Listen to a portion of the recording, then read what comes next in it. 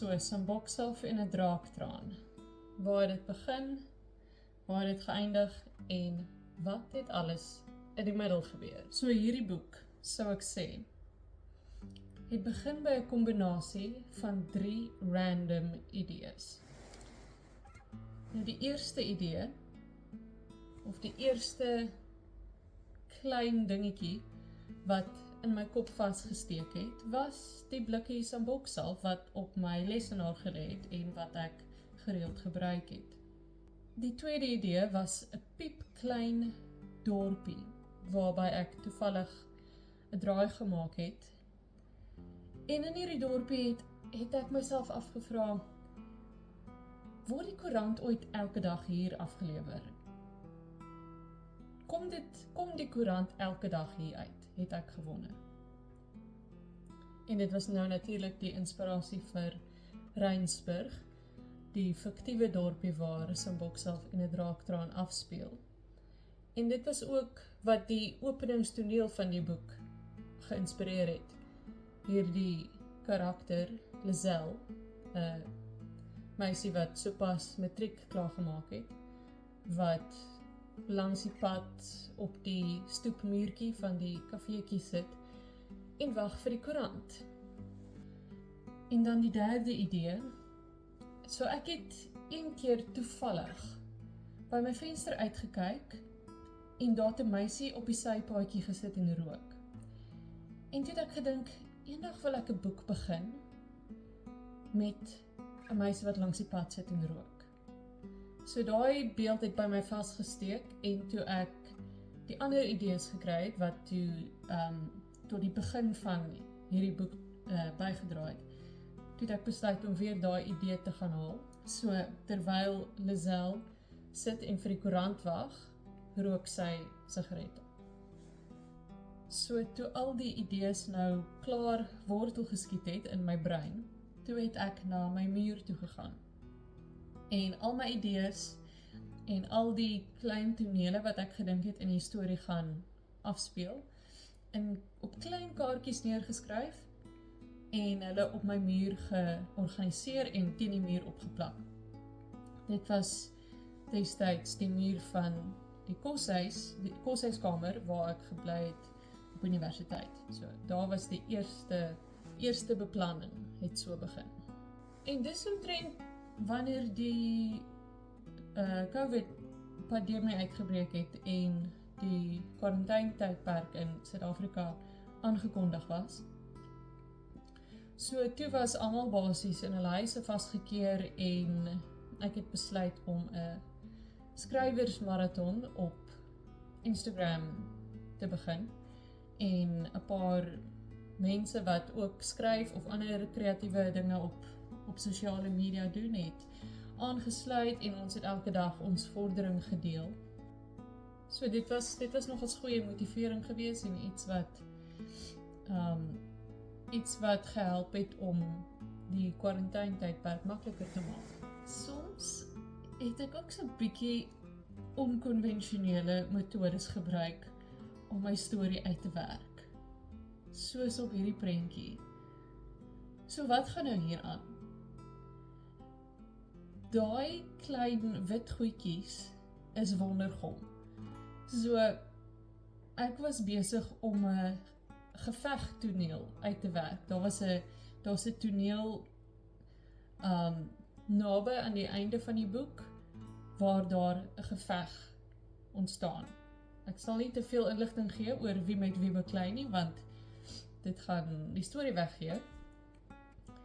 Maar daar is 'n paar nagvreters by hierdie geveg betrokke. Die nagvreters, sou ek sê, is die groep wat die antagoniste in my storie is. En daar's 'n paar van hulle wat nou by hierdie geveg betrokke is en ek moes uitwerk waar staan watter nagvreter en ook my ander karakters wat ook deur ander klein voorwerpies op my lesenaar voorgestel was. En dan het ek hulle rondbeweeg soos wat hulle nou beweeg in die gevegtoneel wat ek neerskryf.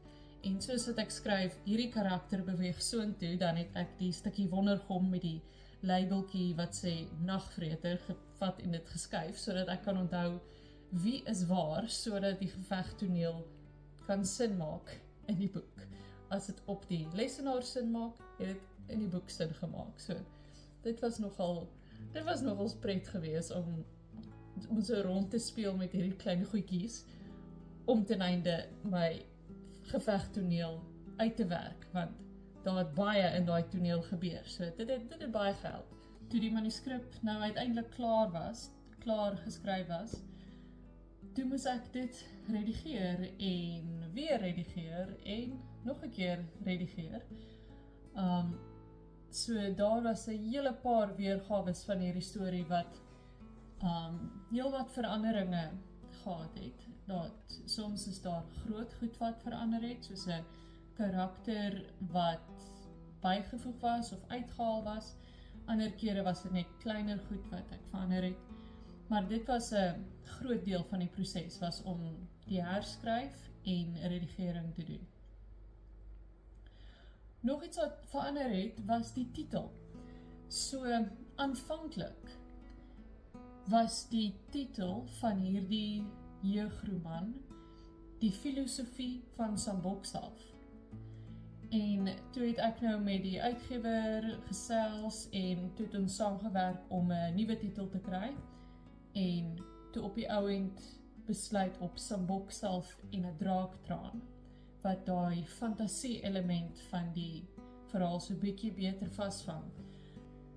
Die laaste dele van die proses het dan natuurlik ingesluit die omslag wat ontwerp was, en ek moet sê, ek is verskriklik gelukkig met die omslag wat Lapa Uitgewers vir die boek gekry het. Dit is verskriklik mooi en dit vang die storie baie goed vas. Daar's verskeie elemente van Sambok self en 'n draaktraan wat in die ontwerp van die omslag vasgevang is.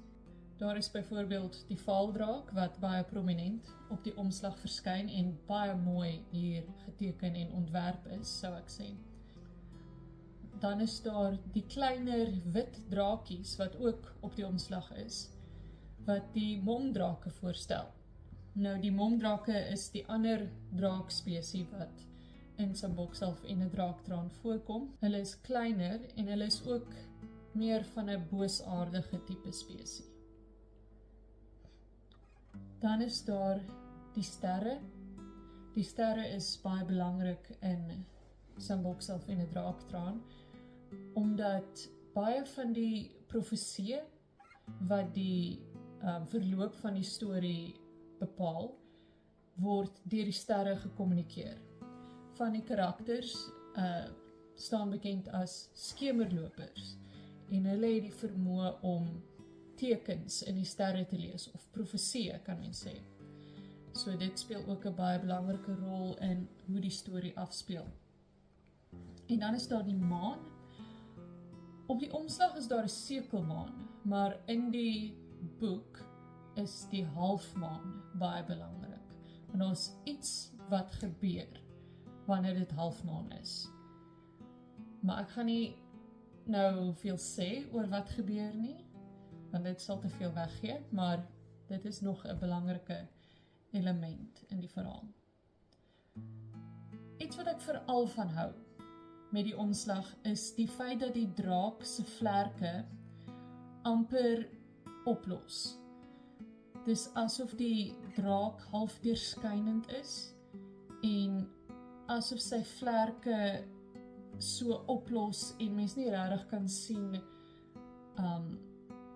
waar die draak nou begin en waar die draak eindig nie. En dit is 'n baie goeie uitbeelding van hoe die vaaldrake lyk, want hulle het hierdie unieke vermoë om hulle self te kamoufleer teen hulle omgewing. So dit is amper asof hulle 'n bietjie deurskynend is. So ek dink dis baie goed hier uitgebeeld. Nadat die omslag ontwerp was en gefinaliseer was daar ook die proewe wat ek moes deurlees en seker maak daar's nie tikfoute nie en klein goedjies verander. So dit was nou my eerste geleentheid om deur die hele roman begin tot einde te lees, in die vorm wat dit gedruk sal word. Behalwe nou vir die klein goedjies wat ons moes verander, maar dit was omtrent dieselfde ervaring wat 'n leser sal hê. En ja, ek het baie gehou van die klein versierings wat in die formatting van die roman ingewerk was. Daar is byvoorbeeld hierdie draakie en ook oral waar die bladsynommer verskyn is daar so 'n klein draakie wat langs aan dit is. Ek dink dit is baie oulik, dit is baie mooi gedoen. En dan hier aan die einde is daar 'n prentjie van 'n blikkie samboksalf wat nogal baie spesiaal is, en aan die agterkant van die omslag is daar ook 'n blikkie samboksalf uitgebeeld. So dit was nou my eerste geleentheid om die boek te lees, begin tot einde, in die formaat en die uitleg waarin dit gedruk gaan word. En ek moet sê, ek het dit baie geniet om hierdie boek te lees. Alhoewel ek presies weet wat gebeur, was dit 'n goeie ervaring.